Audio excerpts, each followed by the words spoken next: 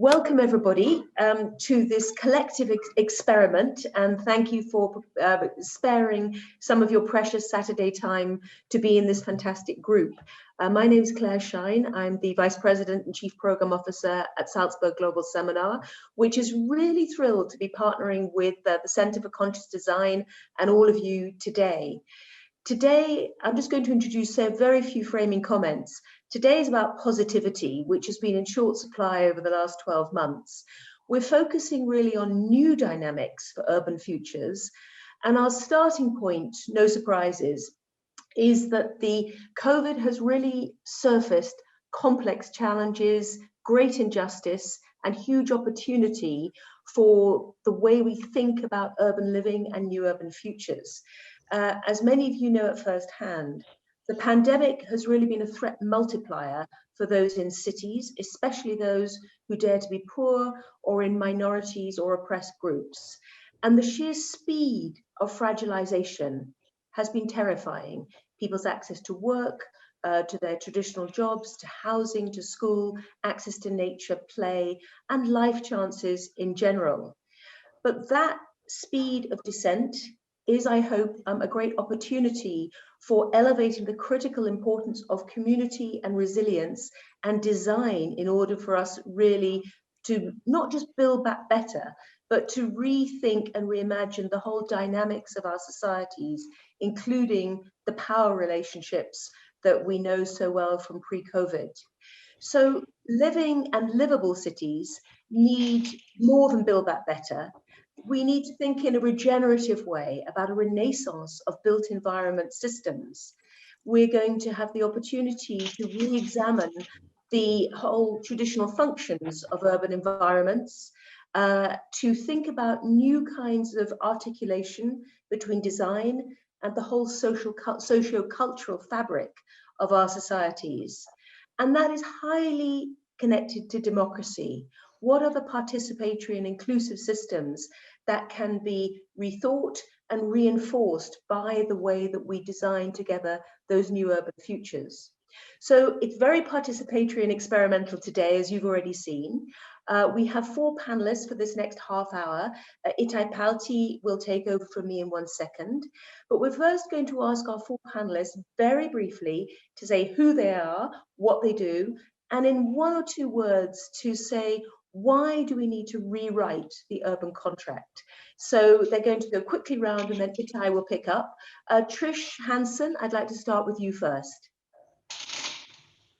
And can I please remind people to mute if they're not speaking, because I can hear some little crickle crackles in the background.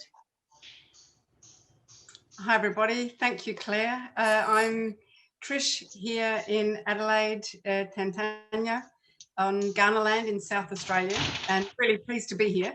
I'm the founding principal of Urban Mind Studio, a social enterprise working mainly with municipalities to develop arts and cultural strategy and a few other things. If I had 2 words, I would say it's around dignity and biomimicry. And I'll hand back to you, Claire. I followed my instructions and I duly muted. Luis, I'll pass to you now. Thank you, Claire. My name is Tsukayama-Cineros. I am a PhD in sociology, specialized in urban culture and social change sociology. I am a consultant for different kinds of projects, but I'm I've been working a lot on design research. And regarding the what I think that the urban contract needs rewriting, I basically have 3 things that I want to say about this very quickly. First of all, as Claire mentioned, it's about democracy. I think that the pandemic has made very transparent the sort of things that you have that happen in terms of power relations in urban spaces. For instance, which tell you about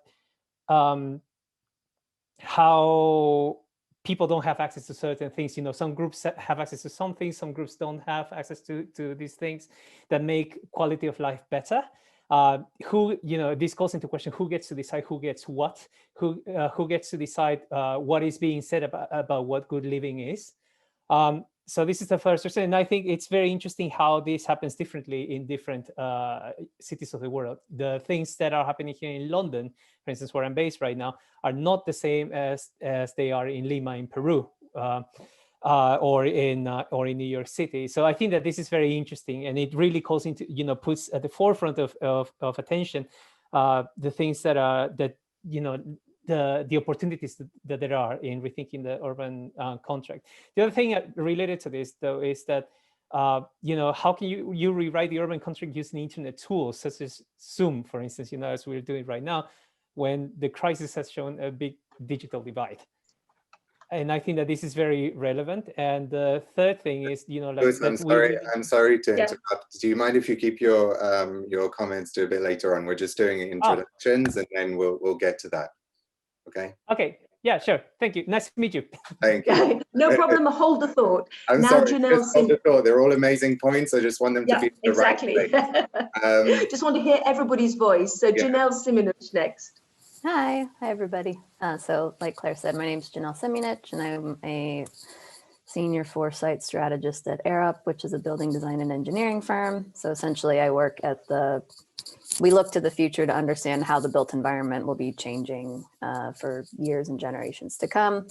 And the reason I think we need to rewrite the urban contract is going to be around health and well-being of both people and planet, so we can thrive in harmony. Fantastic. And last but certainly not least, Andrea Westall, and then Itai, you take over from me then. Okay, hi there. I'm Andrea Westall. Couple of hats that are really relevant today. I'm a commissioner for the European Parliament, looking at something called sustainable equality, which very much talks to what Jonelle's been talking about, but also work at city level as well, and looking at what the shift in power and control and ownership means. And I'm also a trustee of the Foundation for Democracy and Sustainable Development, which is opening up and exploring those innovations that we were hearing from Louis. I mean, I'll just leave 2 words. I think that the 2 things that we need going forward, not just for creating better spaces, but to tackle the next challenges we will have: increased trust, increased collaboration. Okay, thank you very much. First of all, thanks to Claire for the brilliant introduction. It's amazing to be collaborating with the Salzburg Global Seminar, which is a really, really special organization that I've had the pleasure of visiting and working with. I'm Itai Palti. I work at the intersection of architecture and neuroscience, and I have a few hats. My hat here is as director of the CCD, which is the Center for Conscious Design. The Center for Conscious Design is an international grassroots think tank. We concentrate on intersectionality, we concentrate on asking good questions and on catalyzing the industry to think differently. If you want to know more about it, you can go to our website and also watch that space, because the current website's kind of crappy, but we're actually launching a new website very soon. So thank you also to Elizabeth and Dominic, who you'll hear from later, who curated this experimental format. It's experimental so that it's collaborative, it's serendipitous, it's interactive. And because it's experimental, we're required to do some Zoom gymnastics. So if you're participating and listening, you don't have to do anything apart from be patient when we're doing some Zoom confusion, if there is some.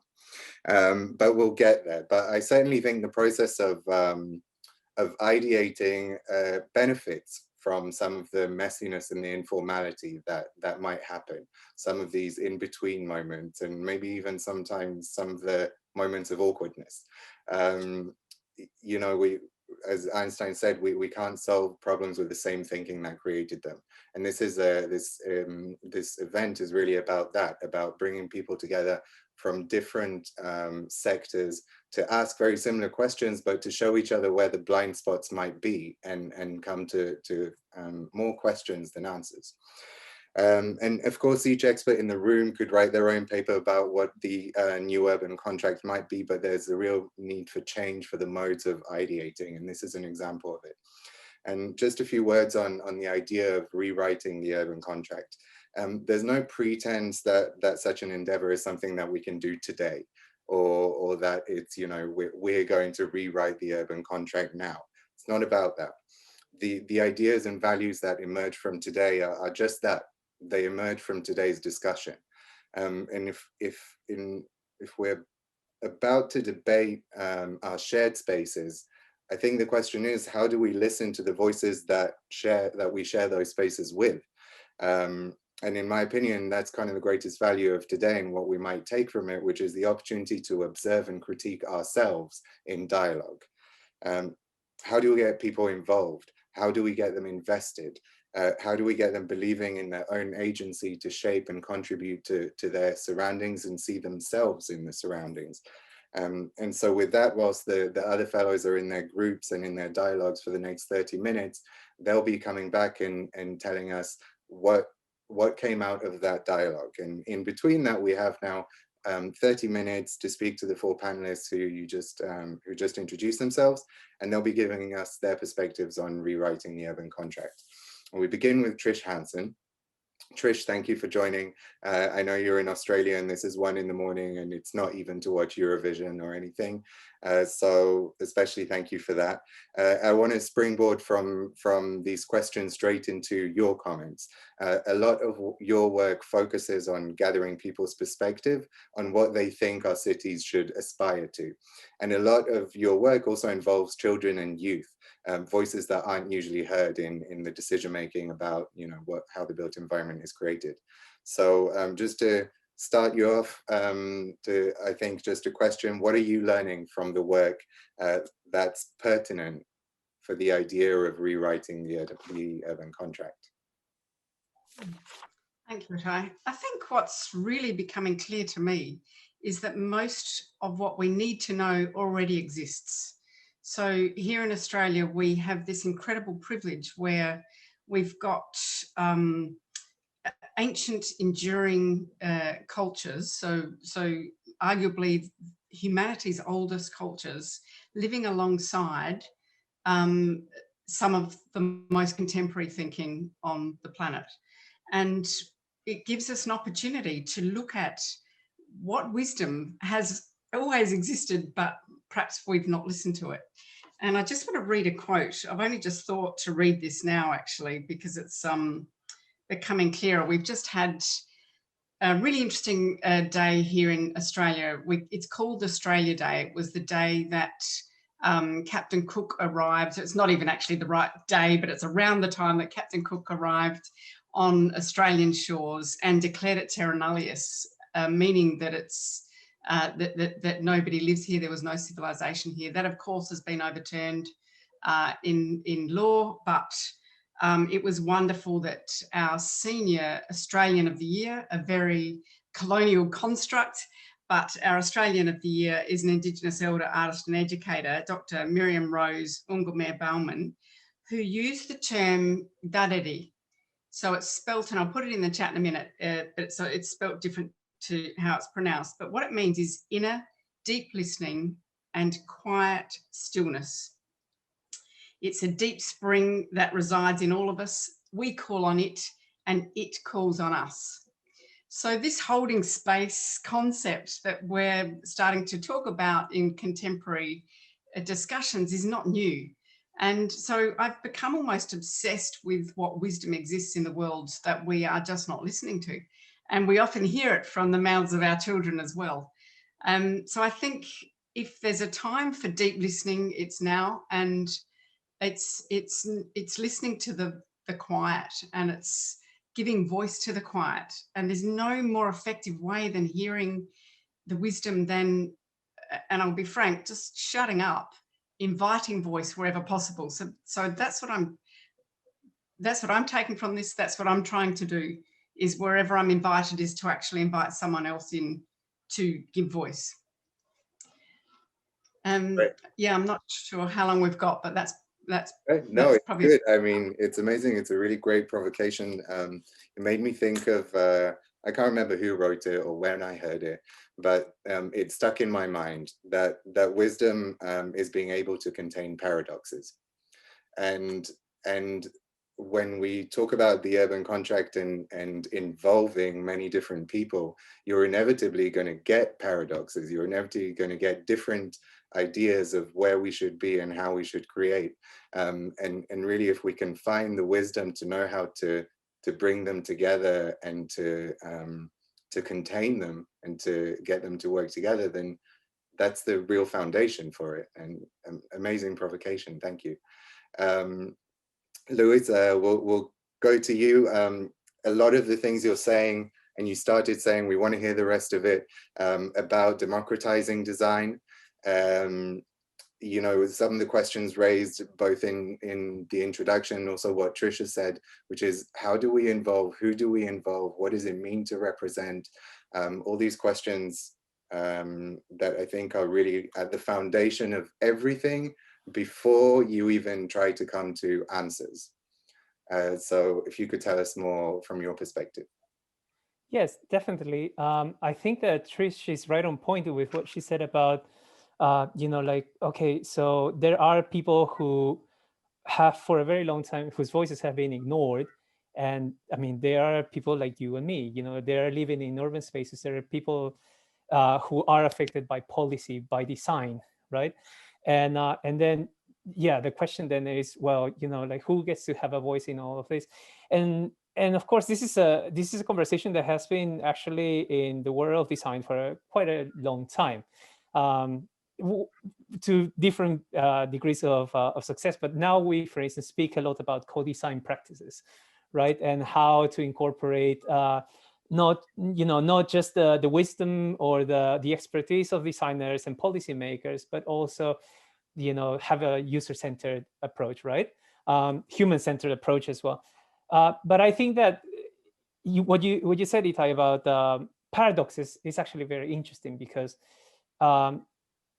democracy as a concept is not necessarily about efficiency. It's not about you know, not running into this sort of blocks, you know, clashing ideas. I think democracy is about having conversations, and it's about making opening the possibility of different people to have almost like an equal grounding on opinions of what matters and what doesn't necessarily matter to different people. You know, what some people may consider to be good for them might not be the case for other people. But having conversations in themselves allows people to see each other and acknowledge each other as equals. And nowadays, you know, when we are seeing all these issues with, you know, what happens in a very non-democratically designed city, this comes to the fore, right? So I don't think that, at least, you know, me as a sociologist and as an urban sociologist, it's not, the answers are important, yes, but, you know, perhaps more important is, you know, what questions we're asking. And as I was saying before, this points to different problems that there are sometimes with, you know, this kind of democratic engagement. One of them is, of course, you know, as I said, using internet tools when intrinsically, you know, there is a digital divide that is becoming very visible. Mm-hmm. There's a lot of people who don't have access to the internet in the same way that we do, and, you know, do their voices matter less? You know, this is a problem. And once again, as it's been mentioned before, you know, like, yeah, the voices of children also matter. The voices of young people, or, you know, people who are increasingly having mental health issues, you know, because ultimately the city is also it should be designed for them, sure, but with them, right? Because they are ultimately the people who are going to be making use of the spaces of places like plazas, streets, a lot of green spaces like there are here in London. So I think that this is, you know, like, it's something that we really should be thinking about when we talk about rewriting the urban contract. Who is included in all this, and you know, should we avoid clashes or these paradoxes, or should we actually embrace them? So.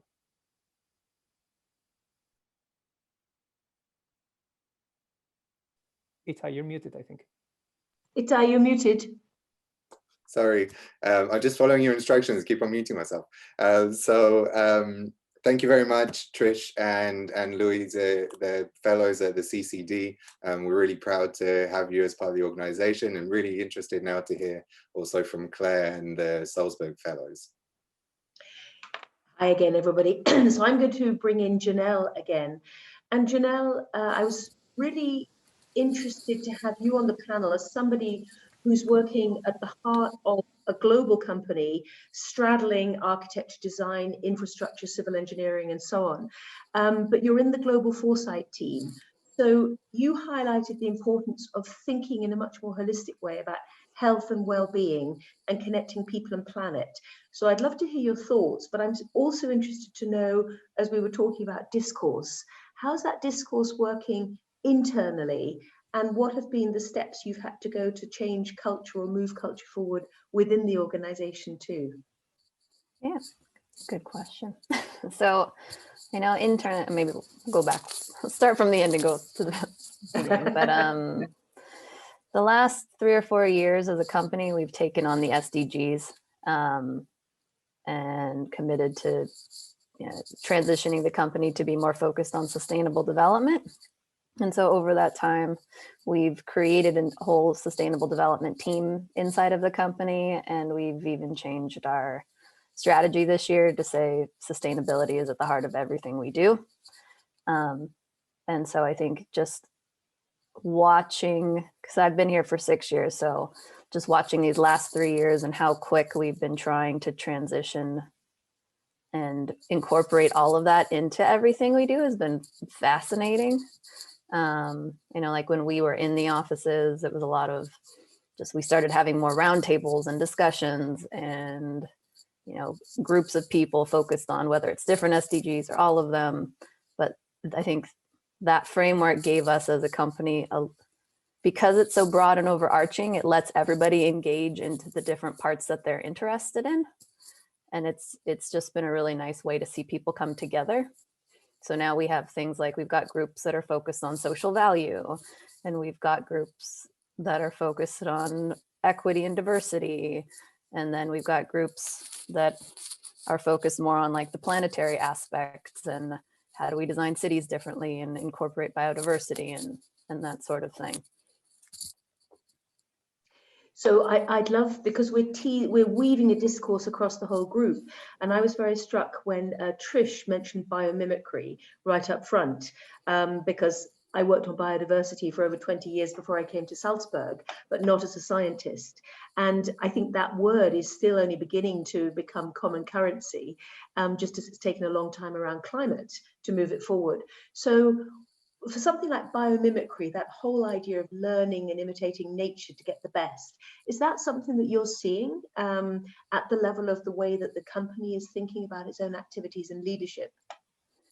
We're definitely exploring it. So like you, that's kind of like you when you mentioned the biomimicry, my background's architecture and planning, so I tend to focus on this sort of topic, but I don't come at it from a scientist point of view either.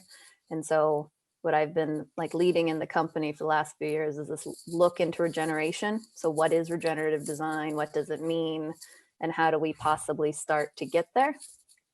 And I don't think, well, it's definitely not clear, and nobody really has the answer yet. So it's really at this forefront of the industry that we're in, looking and exploring and trying to figure out what we do. But the idea of mimicking nature is definitely at the forefront. But there's also a lot of discussion around whether we can, whether we should. That happens first. Can we, should we? And then you get to the point of like, how do you do it? Yes. And I think we're sorry, yeah. We're still at this point of debate of like, can we and should we? And I just know a lot of it too is we don't know how to mimic nature. I mean, some systems we do, and some systems, you know, we don't completely understand. Like for instance, trees. We've learned trees can talk to each other through their roots, but that's like a recent revelation. So you give me the perfect segue to Andrea, because how do we talk to each other? You know, Andrea, you mentioned your role within the European Parliament, and also you've straddled the world of economics, strategy, policy. So you see many different fora where people are trying to use discourse to move the agenda forward. I'd love to hear your thoughts about your perspective on the question, but also that idea of discourse as it's taken forward into political and economic spaces too. Yeah, sure. And just to say that I'm also, I didn't mention it, but doing a master's in neuroscience. So this is definitely the thing to be bringing into all discussions at the moment, Itai. Yeah, absolutely. It is interesting being in a space where I can work at the European level, but also work very much on the ground. And I think, and I would say over the last year, discourse generally has changed. I think there's more humility in it. I think people are recognizing that they just don't know everything. And I think that, I mean, I agree with Louis that there is, and it's all been about co-creation, etc. But the reality has not been there. It has not really been there, and it's particularly not there in London on the ground. And part of that is a set of things which I think may well be shifting because of the pandemic, and this could be really interesting. So it's got very trendy to talk about co-creation, but when you actually look at it, there has been a lot of situations, particularly with local government, where it's still very reactive, it's engaging people when they feel like it, and delivering to people as though you just should take what you have, and people are missed out. What's happened, I think, with the mutual aid, particularly, and all of these groups that have sprung up, is two things have happened. One is that there has been a little bit of a power shift, because in many cases, those groups have actually acted faster than local government has, and also in a quite innovative way. And it's enabled and encouraged, which is something which is so crucial going forward to address the kind of things Jonelle's saying, is barriers breaking down, silos breaking down, different disciplines breaking down to tackle challenges.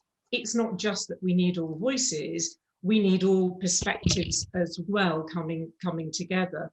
And I think and this is really a really lovely thing, that there's been a lot of community businesses, social enterprises out there really working hard to engage people, do fascinating stuff, but they haven't been trusted to deliver. And that's why I used the word trust before. And it seems like in many areas, not all, but all, but a lot of this mutual aid and a lot of their responses has meant you're getting a much better balance of power between these bottom-up change and that top-down delivery. Now, that's great, and we want to move that forward for all the reasons we're all here to do this. Just saying two things which sometimes act against it is it's often not, I think, partly ignorance, but it's also fear.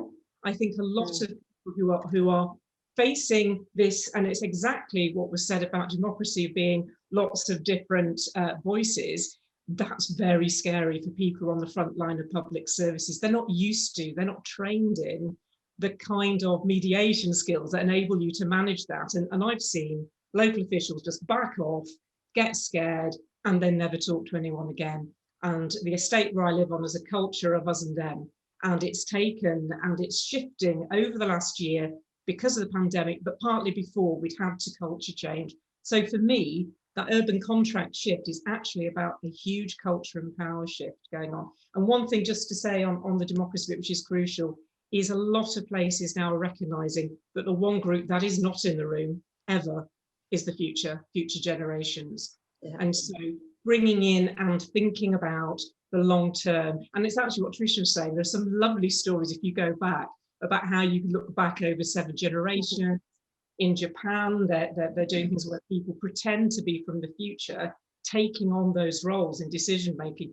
We need to have that perspective. Otherwise, I'm afraid we'll stick to short-termism.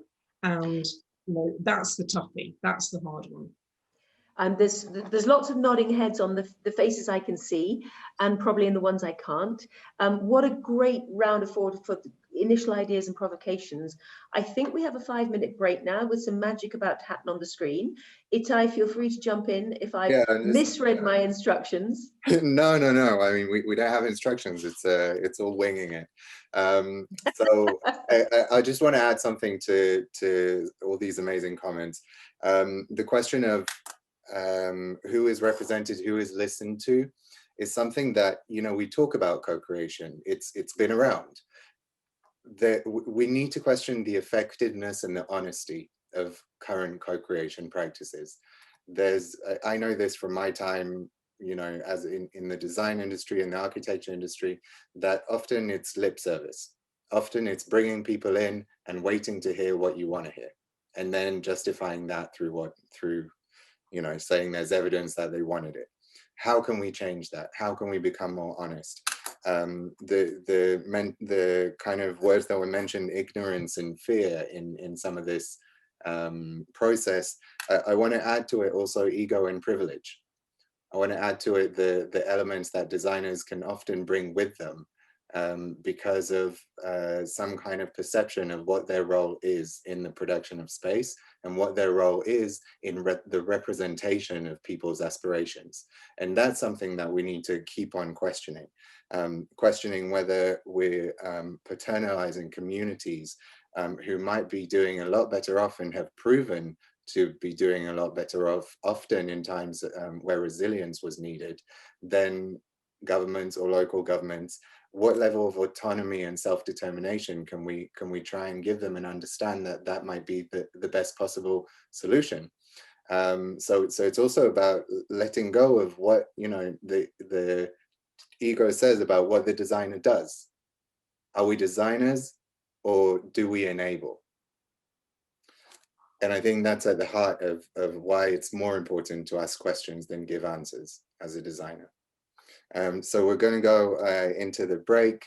It's only like 1 or 2 minutes now because I had a rant, and anyone who wants to get a coffee or a tea or something like that on the way will be back in a minute or two, and we will hear from the groups of fellows who have been discussing things, and I'm really excited to hear what they want to say.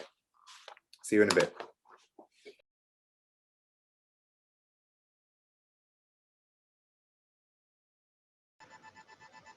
So we were in group with Natalia, Jackson, and Stefania, and we were talking about recreation and what that means from the urban contract and how it's been impacted by COVID.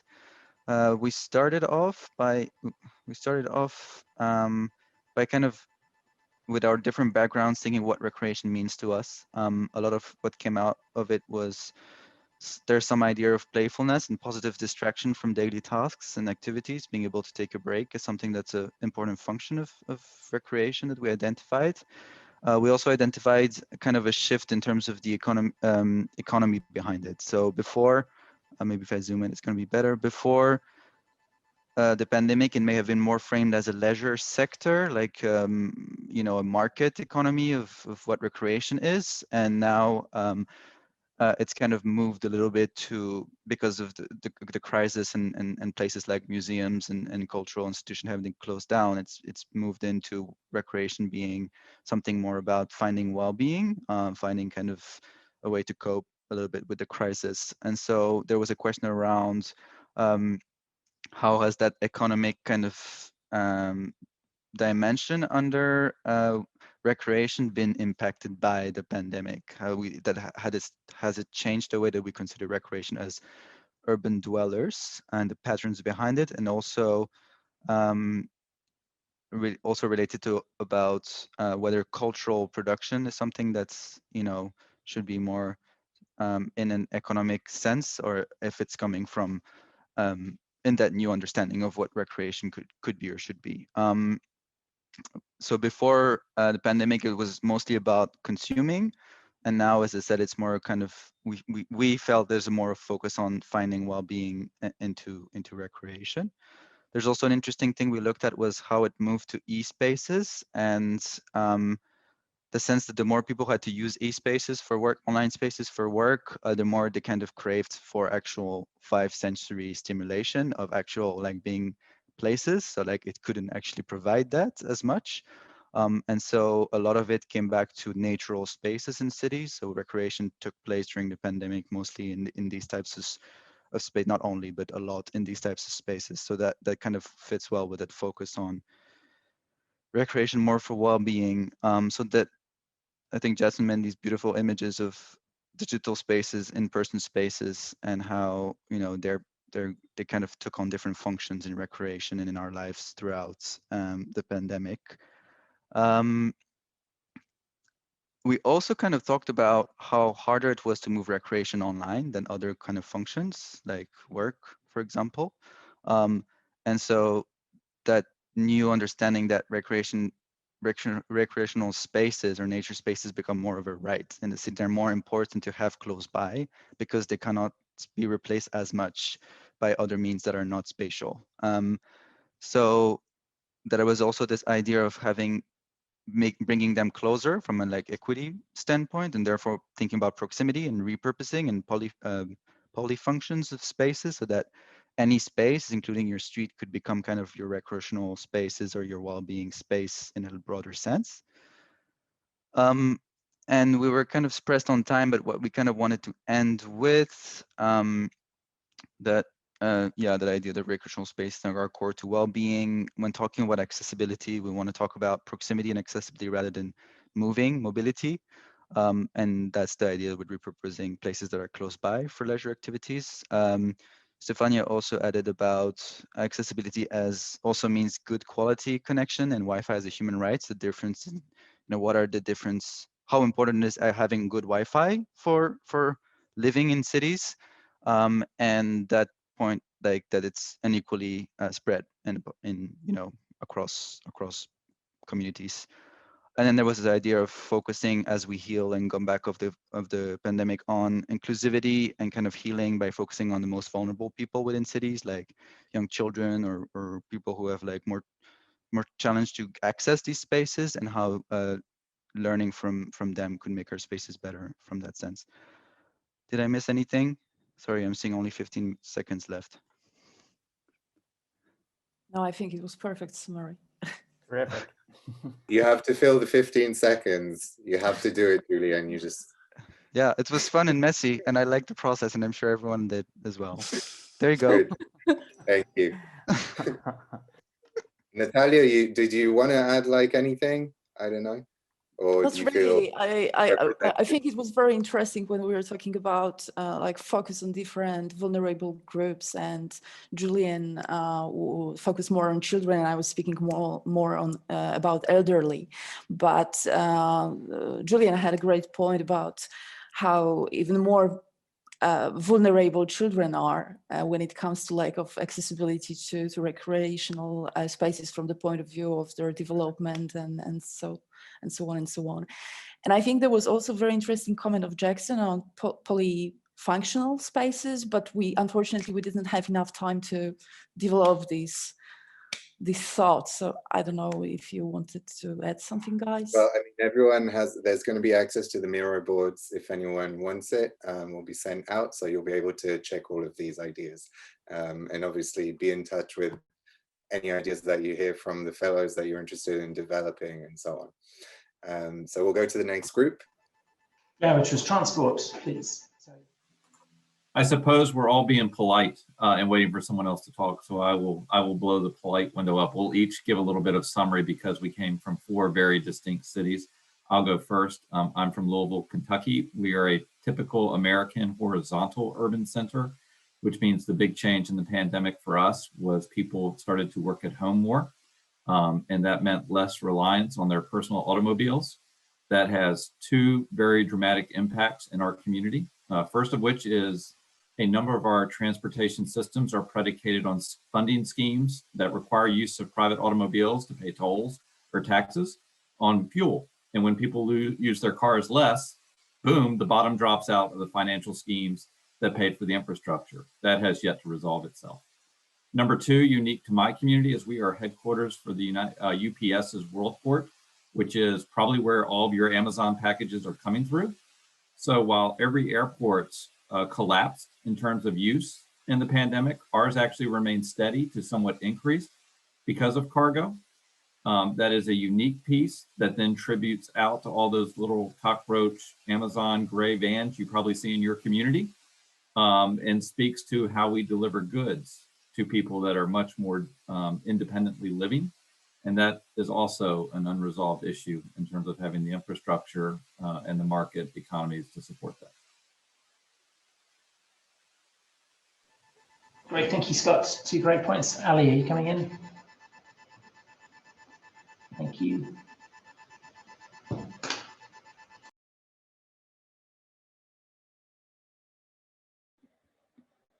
Hi, I'm sharing my screen with the Miro board so everyone can follow what we thought. I'm sorry, I had some problems. I couldn't connect in the beginning, but I wanted to share a bit about the transportation system here in New York. I think even before the pandemic, the public transportation was the most used means of transportation, especially the subway, and things changed a bit during the pandemic because now in New York, people are kind of scared of using public transportation. So everyone is respecting the social distancing rules. They are trying to keep 6 feet apart from each other and using masks.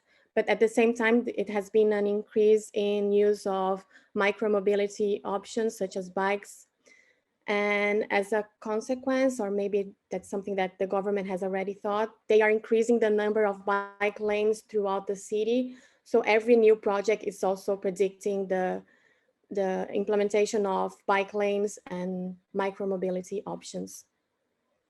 This is for New York. I think we have like 4 different scenarios for different cities. Each one has its own specificities, but I started talking about New York because this is something that I am most familiar with. Hi, so I would go next talking about Mumbai. Sorry, I had a little internet issues. I couldn't speak. I was not able to connect. All right. So coming to Mumbai, India, we have got immense population here. So to cater to the current situation becomes very difficult. At the current moment, we do not have any public transportation which is running. It is just essential workers who can travel, right? But looking at the condition from the 1st of Feb, if these guys plan to start public transport, because from rag to riches, everybody probably travels in the locals, right? This is called as the Mumbai locals. And I have essentially added one of the pictures for your reference. You can see the number of people using this kind of transport, and you can also see the number of people hanging out of this particular train. So this transport will not go out of fashion ever, even if even if there is a delay in starting off these local trains or any kind of public transport system. People are going to prefer this mode of transport because it is cheap, and it is also going to save a lot of time for people to reach from one point to other, because getting stuck on the roads, it's better that you're in a moving vehicle. So probably in India systems are a little different because population is one of the major key role, plays a very important role here. So I think this is more or less which I would like to speak on Mumbai particularly. Thank you. Thank you very much, Prachi. And Juan, was there anything you wanted to add for the transport group? Similar situation here. Good morning, everyone. Similar situation here in Buenos Aires. Most of our public transportation right now is restricted. We are trying to find a way using micro-mobility solutions or car. Unfortunately, micro-mobility solutions leads to an increase in crime rate against people who use bike, and there is a quite a challenge for Buenos Aires City. Also, we are trying to put in place public transportation for everyone, but as the safest way as possible, because our government underperforms the vaccine situation. So that it's going on in Buenos Aires related to public transportation.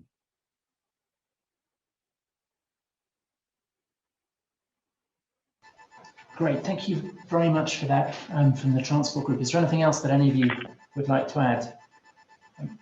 My mic seems to be causing quite a lot of feedback when I speak, so I'm going to stay muted and pass over to Itai to manage what I was due to do. But if anyone else from transport would like to speak, you'd be very welcome, otherwise we'll move to her. Thanks, Dominic. Yeah, it sounds like a party in your microphone. So I do have a question. I mean, we'll take a little bit more time for transportation if anyone can answer. When you spoke about different cities, we spoke about Mumbai, we spoke about New York. What seemed to be consistent in the issues that we need to address? If one of you could answer that. So I think we've outlined 3 issues that are common to the 4 cities, which is the increase in public transportation, in micromobility infrastructure, and also infrastructure for delivery and trucks. Great, thank you. So we'll go next to the group that spoke about work. Fantastic. So I really enjoy getting the different perspectives from different fellows. Feel free to chime in if you have more to say. We have had Sebastian, Anna, and Letitia, and so okay. Can you see the screen well? I just want to make sure. We can't see a Miro board on your screen, so maybe you need to share something else. Okay, let me reshare. Our group was very well rounded. Yeah, there we go. Awesome. All right. So what are workplace priorities? We focus a lot on transactional and compliance nature of humanity. So limited goodwill and distrust probably were the kind of more typical conventional assumptions about what human capital means. And so meeting room and work desk and monitoring the number of hours people have worked were probably the more visible and measurable indexes that we were biased towards. And what are our workplace priorities now during the pandemic? We realized that actually without that monitoring, compliance, all of these things that comfort us and suit our psychologies about whether people are really giving their best, we realize that they really don't matter as much, especially coming from data collected actually from multiple research centers. One shocking and maybe not so shocking to scientists result is that trust turns out to be the biggest predictor of productivity. So you also have, you saw a graph here. This was actually before the pandemic. There was an irrational capital founded by Dan Ariely, a psychologist, who found that psychological indicators, nothing to do with financial data, nothing to do with the physical work environment, were the ones outperforming S&P 500 index, which is the orange line here. And the kind of factors that matter, if you see work appreciated, safety, all of these are very intangible. And if we think about what the workplace supports, none of that almost need to necessarily be related to the availability of physical environment. So the new kind of priorities are, some of these psychological safety and how we can actually support that. And Sebastian has this wonderful also analogies to 15 minutes of a city. So there's a lot of new potential possible. Now, what are the kind of physical interactions that are still necessary for supporting these new KPIs, right? And so we have thought about sort of two dimensions. One is when people are being in a neutral or even positive state, we can have group, whole body, collective, playful experiences together in a physical environment, which engages all senses that are very difficult, or body movements that are really difficult to fully capture yet in a virtual space. The other is people need that psychological safety and have downtime and or have their sort of struggles. And how can we embrace that supports of, even in a more intimate settings in the physical environment? Again, we can do some of that in the virtual spaces. And of course, with technology, we're going to do better and better. But for now, we can imagine some that can only or be better conducted in the physical space. So that would be our new proposed solutions of, really anchoring ourselves. If we have a graph here of like COVID related versus not.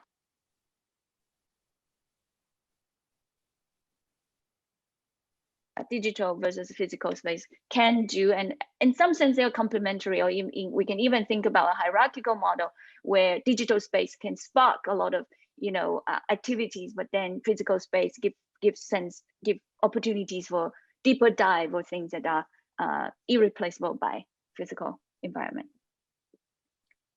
It's great. I as you were talking, we have you were the work session, the work group, and then there's a home group coming next, and it's very blurry right now. I'm not sure we can say that we're designing for work, we're designing for home. Right now we're kind of trying to figure out how they work together as well. Did that happen in your, maybe you'll hear from Anna, did that happen in your discussion when you were talking about work? Did you say, hold on, work is at home now? Absolutely. Absolutely. I mean, that has been the trend, working for a leading architectural design group, Foster and Partners. I mean, there have been, a trend towards live, work, play, small home, office as hub, and emphasis on the home before COVID. And as you know, all of this has been accelerated, but I think that it's also really affirmed different kinds of urban design principles. It'll be interesting to see going forward if it will really reshape how we design our cities. So let's hope. Absolutely. And there's Sebastian mentioned about the separation of work and other activities. Kind of psychologically at home, it's very difficult to separate that. So how can we support that separation that is healthy for our mind? Yeah, I think probably a lot of people have experienced this layering of different aspects of themselves within the same space, and sometimes finding it difficult to separate them, and work goes into personal life and so on. And it raises question. I'm speaking about it and it can sound as if that's only a bad thing, but I think what we're also seeing is that work is becoming more informal, because we're all seeing each other's homes now. We're all like kind of understanding that people are weaving their day-to-day lives with their work lives in a very different way to how things used to be, and maybe there's something to learn about it as well as supporting where the difficulties might come. Yes. So we'll go, thank you very much. We'll go to the home. It's a good segue because we just spoke about the home as well. Sure, so I can share my screen, and unfortunately Nikita was unable to join us, but A.L. Gerhardt and I had a good chat about kind of how home is performing for us these days, because it really is, home has become such a workhorse. We were reminiscing on what home priorities were prior to the pandemic, and for those of us who were living fairly mobile lives or were in urban centers, it was sort of a launch pad. You came home to drop your things off before going to another part of the city, or another public space that kind of took on some of the responsibilities or some of the activities that now have become folded back into the home. So we thought of it as a place for hosting or for domestic life, a privacy space, a non-work environment, a foil for work almost. And now obviously that spatial contract has been turned on its head. Home is everything, multifunctionality is key. And also talking about this sense of home. So where do we feel at home in our cities and our communities? We're thinking we're not leaving our physical homes as much, but when we do, we stick closer to our, often to the radius around our houses. And that immediate surrounding has become a lot more important. What with the breakdown of a lot of transportation options and destinations. So we were talking about sort of the way that we create a spatial contract in terms of work and social activities, which look the same on the surface right now, which may have the same mechanical activities of, laptop and talking. But if it's a couch activity, how is that process socially or cognitively different from a desk activity? And these are things that we're constantly negotiating and that are quite personal. So our priorities changed. We had a hard time identifying sort of what specific spaces within our home we use less, because we all had different definitions of home. Like Gerhardt's going between Austria and Czech. Eyal's in New York City. I'm living like rurally in southwestern Ontario. So we've kind of all got these different boundaries, but we found that across the board, entertainment wasn't really being prioritized because it's unsafe to be. And we require higher performance from our homes, wanting to bring in things that make us feel self-sufficient and soothed, including biophilic aspects. There's been a desire to be able to produce some of your food, to have green things, nice things to look at, and people want more space. So our priorities are sometimes leading to people looking for different home bases, leaving the city, wanting to embed themselves in smaller cities where a lot of these social structures and public spaces are more, more embedded within social contracts. There's more of a friendly downtown energy, perhaps, and also those who work from the home or are used to going to a campus for work might start looking more at expanding their community from their corporation to the larger community, because there's way more flexibility as to where you can work. And we kind of thought that self-sufficiency to a degree, knowing what you need to make a place home and whether you can fit it in your car or on your back, or whether it has to be a physical space. And also comfort and belonging. And those lead to stewardship, feeling that you have responsibility for making your space nice, for cleaning it, for keeping it a place that feels homey. So the interventions that we came up with were to extend the home beyond the house, whether that be integrating more programs into residential structures or fragmenting more aspects of the home into spaces that are public, opportunities for nature and exercise that are, public but adjacent to homes. Supporting co-living models, especially intergenerational housing, and more diverse housing models in general, that will bring us more of our social needs closer to home and kind of up the level of trust between people who share domestic space. Especially in apartments and co-housing and boarding house kind of potential typologies. And we also want to find ways to host a wider diversity of activities in the home. Wonderful. Some really thought-provoking ideas there, and I think really important ones about asking what is home.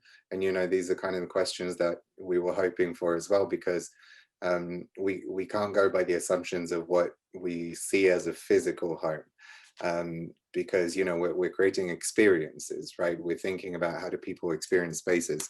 And one of my favorite photos I have, which I can't show because I didn't ask for permission to be able to show it publicly, is a couple in Tel Aviv who's sitting with mugs and a kettle with their tea bags in it. And they just went down from their home into the street to sit there. And it's something that happens a lot. And, it requires two things. It requires physical comfort. And do we design for physical comfort in spaces? In some cities, yes. In some cities, no. And it requires social comfort. And that's really part of also what this urban contract is. It's also a social contract of what do we feel about the spaces that we share, what is acceptable in the use of those spaces, and what do we agree on the use of those spaces. And in the city that I live in Tel Aviv, I gave that example because I think it's a city that people feel at home outside the home. For those reasons, that it's the climate's on Tel Aviv side in terms of, it's more comfortable outside, but we can also work in places where the climate isn't as friendly to create that comfort. When you think about the streets in European cities or in London, for example, you often, it's not very hospitable. Even if there is a bench, there certainly wouldn't be a cover if it was raining. And, you know, if it was too cold, you wouldn't think, how, you know, is the wind being blocked or anything like that? Have they thought about that? And, you know, it shouldn't be an obstacle for designing for comfort. Really amazing questions and provoking and really asking, like, what is home? And it's interesting that, like, the work is being redefined, and we're thinking about redefining home as work, and then now we're thinking about redefining home as what is it outside of that physical space. Any other comments from this group? Eyal, you were there too, Clare? and also Gerhard. And Claire's got one too. Let Eyal and Gerhard go first, please. I was just going to say, I think Maddie summed it up brilliantly, but I just love the extension of the home beyond the four walls to community. And I think as we expand our mind beyond just the four-walled home, we actually start to ask ourselves those tough questions of, like, as you noted, Itai, is this city a place where I feel at home at large, you know? And it's forced a lot of us to start to maybe go to a different community as a result of not feeling as much at home once they leave their four walls.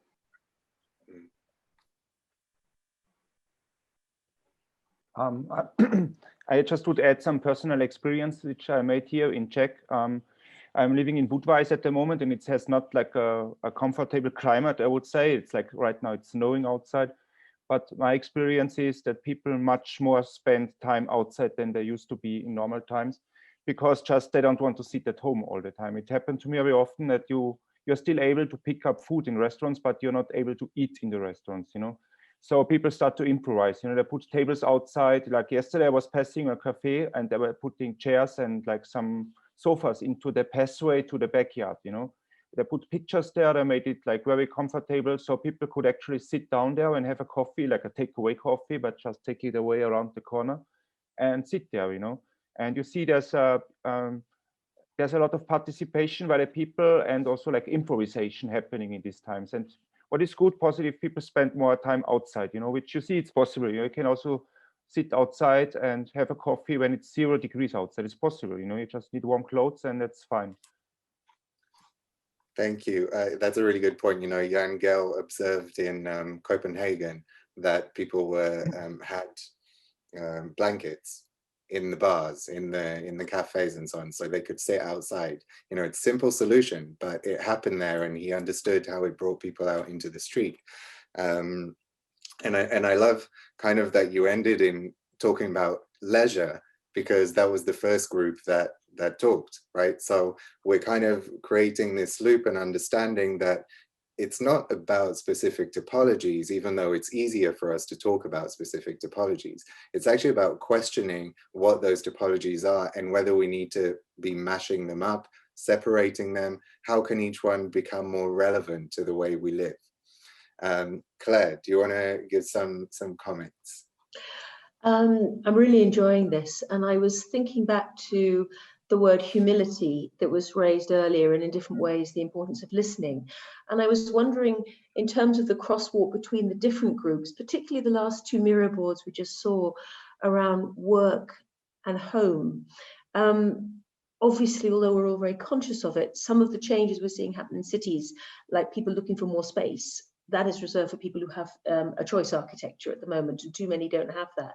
So I'm trying to think about what's the listening and adaptation exercise that employers and companies could be starting to go on. What are the kind of provocations, but manageable provocations, that need to happen? Because, you know, we're having to rebuild many economic activities as well. And what are the ways what might be some of the ways that could be really practical for companies to take forward? Because I've personally hugely missed the water cooler, cross-fertilization, creativity.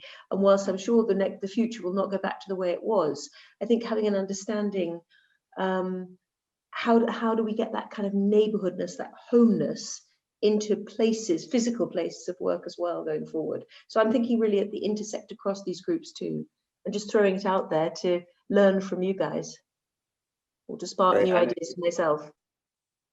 Thanks, Claire. Anna, you have your hand up. Yes. Yes, I think it's a great question, and we should be pushing right now because corporations are saving a huge amount of money by closing down their offices. And we as the public really need to, you know, find some way to get them to invest more in public spaces. And I think, you know, that has been part of the good story here in London, that as soon as the pandemic hit, the mayor was able to quickly put into place, you know, demand for more cycle lanes, for all kinds of improvements. And, you know, given that this is the theme, the Park City, I think there's, you know, there's been such a huge awareness of the importance of green public spaces for gathering. And it's become a kind of model of, you know, improvisation, civic cooperation, everyone doing all kinds of things in the park together.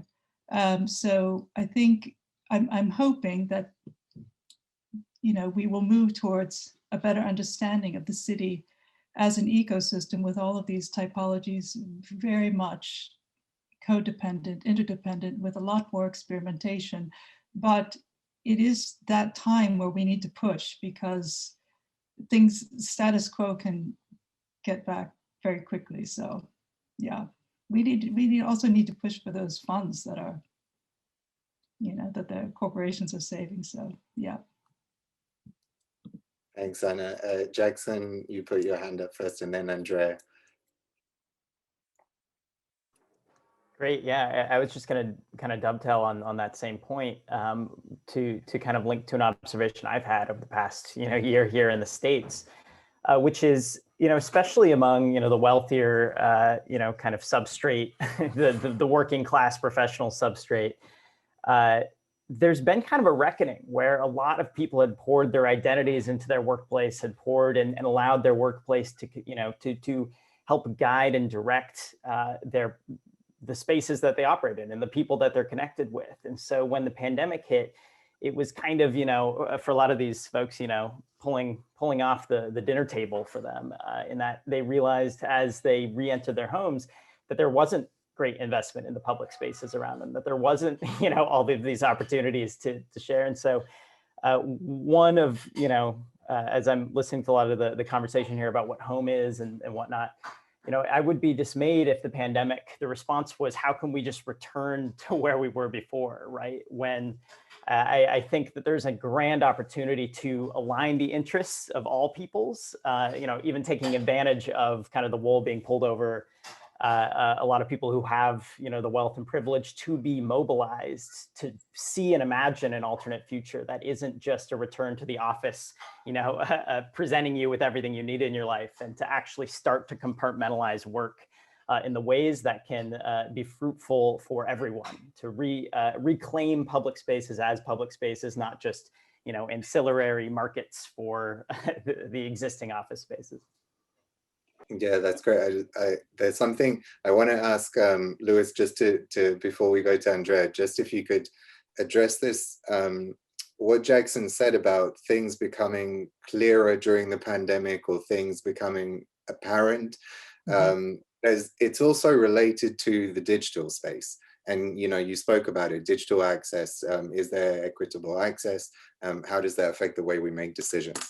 And the digital space is obviously one of the things that's most showing us all sorts of things that we didn't see before about the way democracy works, the way decisions are made, because of that, you know, the way that information spreads now. Do you think that's going to have an effect on the way that we produce space eventually, because of the way it might change governance systems? I think yes and no. Because I think on the one hand, yes, you know, like the digital space makes things easier, and this is something that, or makes things possible, rather, makes certain kinds of communication possible, right? So on the one hand, for instance, we have people working from home, and that's convenient because, you know, we can, it's proving, you know, like for instance, for certain kinds of companies, like tech companies, that their workers can work from wherever, right?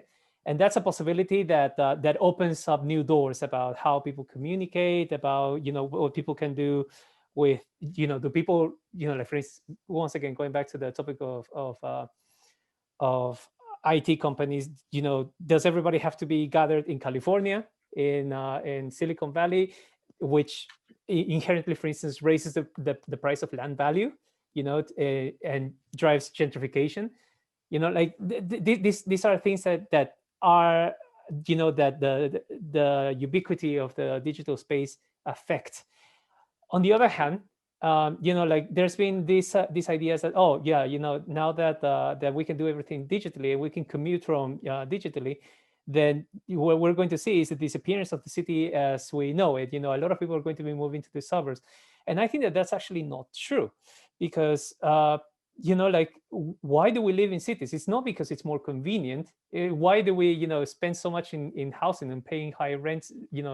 I lived in New York City for 12 years, and it didn't, I was paying exorbitant amount of money comparing to places like the smaller suburbs, for instance. And no, I mean, the reason why we live in cities is because they offer us a quality of life.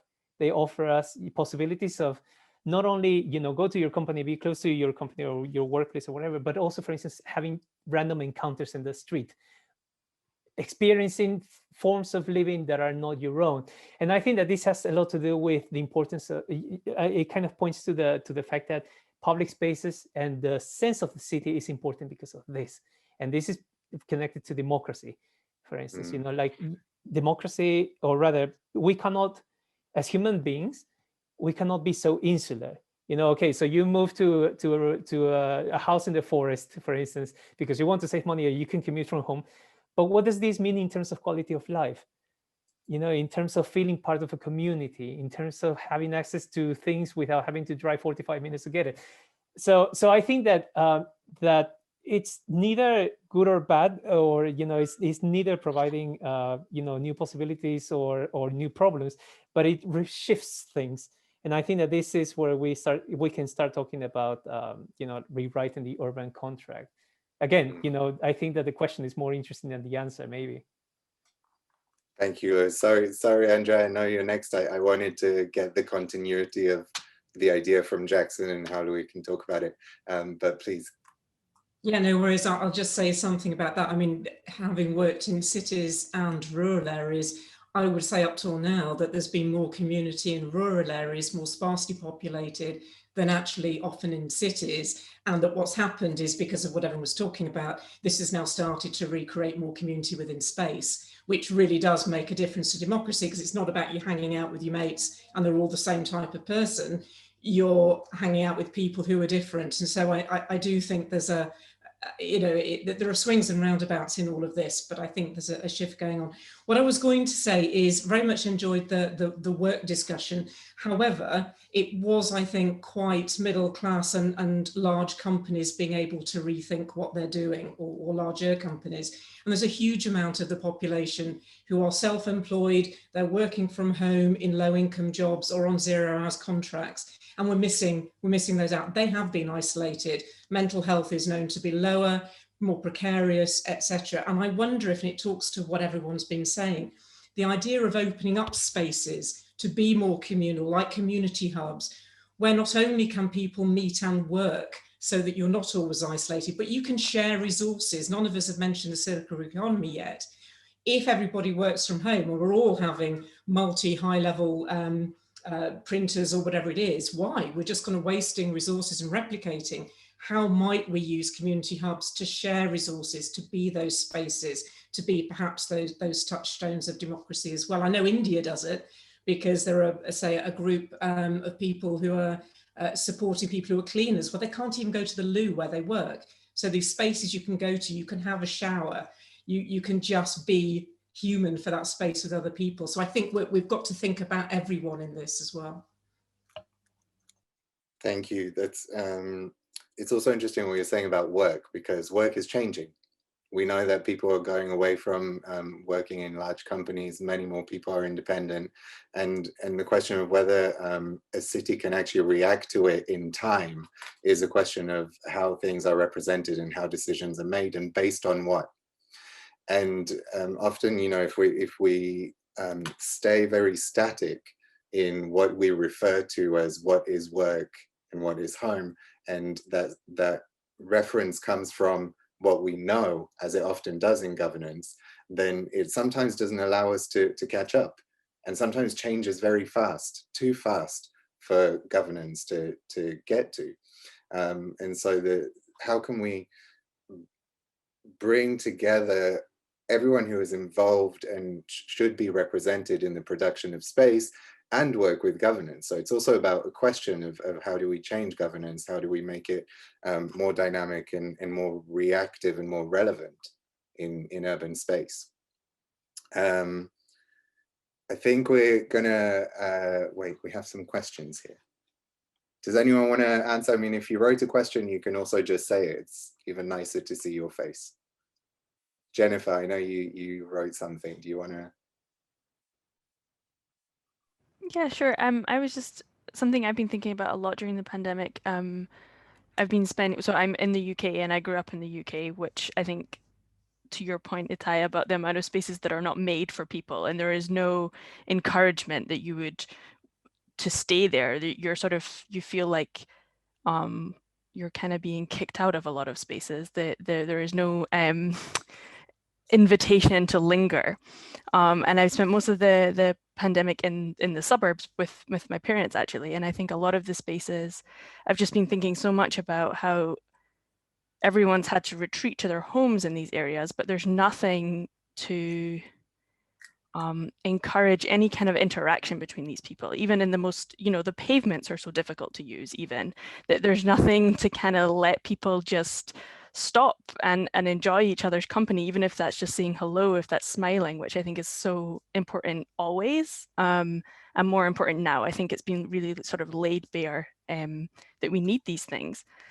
So to my mind, this being able to kind of put human connection and understanding that that is a thing that we need, whether that be, close relationships, but also those fleeting connections that give you a sense of community and a sense of belonging, that they need to be built into how we build, but also that they're acceptable, that they're not going to kill us if we and maybe again that's a British thing, I don't know, that if you catch someone's eye that the world will fall apart. But I think there's always an assumption of the worst that could happen, and instead we kind of plan all of the relationships and the fun out of spaces. So I would like to hope that that would change now. Yeah, good point. I mean, maybe if we had more experience in sharing space with people, then we'd get more comfortable with it. And, you ask about like, what are in the suburbs, are things changing? Because in the suburbs, we have more space per person. And is it possible to take this as an opportunity to say, can we stop them being bedroom communities? Can we take the bedroom away and make them communities? And that means rearranging how they meet outside, how they spend their time outside, maybe how they work outside, and as someone said, also how they share resources, as Andrea said. We have Eyal. Eyal, you want to jump in?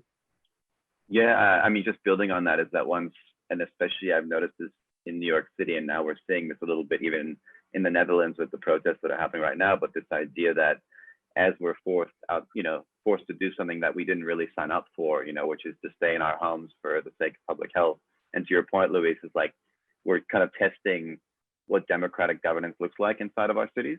People are literally going out and challenging the norm. And I think it just shows how important trust is inside of these. We've seen where trust is really high, public health has somehow been managed, and we've seen less resistance, and where trust may be a bit lower, we're seeing high levels of resistance. And I also think that point that Anna made before, about I haven't seen very much pressure being put on major corporations that probably do have some extra capital right now to be investing in public spaces. There's a huge opportunity there that I think we could definitely capitalize on as well. Thank you very much. Yeah. Trust is a really interesting topic, and I think we could do a whole seminar on trust and a whole discussion on trust. And I think trust is really important in representation and in participation, because I am sure that people who are brought in to participate in ideation have a sense of not knowing whether their opinions are valued, not necessarily seeing the chain that links their opinions and what they actually see in real life. And that's an element of trust. You know, it's a trust of, can we listen? Are we listening? Are we, you know, representing? We will do a seminar on trust, a webinar on trust. Thank you very much. So we're going to round up. Obviously, we have so many interesting people here. They can give loads of different opinions. You can, of course, look all the people who are here up as Salzburg fellows and as fellows at the CCD. We have tons of material on the CCD website as well about all these topics in tackling different kind of impacts that we want to create in the city, and also how we work and the methodologies behind that kind of production of space. Claire, a final comment from you, and then you can wave us off. Huge thank you again. This has been really interesting, and I think that to keep visible or be aware of in the kind of ecosystem of your work, other drives of change that we're seeing, certainly from the Salzburg global lens, is a slow readiness to have new, much bolder forms of collaboration, for example, between philanthropic foundations looking at systemic challenges. And those are also new paradigms in the way that those with resources are trying to think in a smart way about their own listening and learning, a recognition, as we heard earlier in the call, that you can't do it all by yourself. And so we've been involved in very candid and humble exercises where, for example, household name foundations are trying to think through what actual equity and inclusion would mean for the way they operate, from the loo cleaners to the board, and throughout all their grant giving processes. And that goes back to the power shifts we were talking about. So just as one example, the Kellogg Foundation is now doing a Racial Equity 2030 major program over 10 years, and is looking at systems change for that. And so we're seeing more and more conversations starting to say, how could these separate initiatives start to become amplifiers of the equitable place? And there are other examples, and we can very happily give you more info on those kind of things if interesting. A second thought, looking at the chats as well, the point of my earlier question really about how do places of work change beyond the obvious things we want. But I think, you know, this is why the neuroscience is also very interesting in this group. We work in some of our work with the leaders in corporate governance, in finance, law and technology. And you can see very closely, they are part of the we. They may have power, resources and household names, but they're also dead worried about mental health close to home and with their teams and so on. So I think that one of the most exciting, sadly, the most useful drivers forward to get systemic change in workplaces, in investment practice and so on, will very likely be around people's fears, particularly for younger generations' well-being, at the mental level. And this is where, although we didn't talk a lot about schools, I think that will come up. So those are just a couple of thoughts that were sort of further concentrated by your brilliant contributions. In closing, I really want to thank Elizabeth at CCD, Dominic and Jen from Salzburg Global, Itai, of course, and all of you. I'm sure I'm not the only one who's already making new LinkedIn connections right off these discussions, but this is really the beginning, and the provocations are certainly going to continue. And I think the more that we can be bringing our collective sets of assets together to then get broader impact, that would be cool. And from the Salzburg Global perspective, we're really in this for the long game. It resonates with a lot of our work, and we really need to learn from all of you. So with that, please stay healthy. Please keep amplifying and turbocharging all the amazing work you do. And we're always here to be contacted and to keep this going. So thank you very much. And bon weekend. Thanks, everyone. Big wave, collective wave. Bye.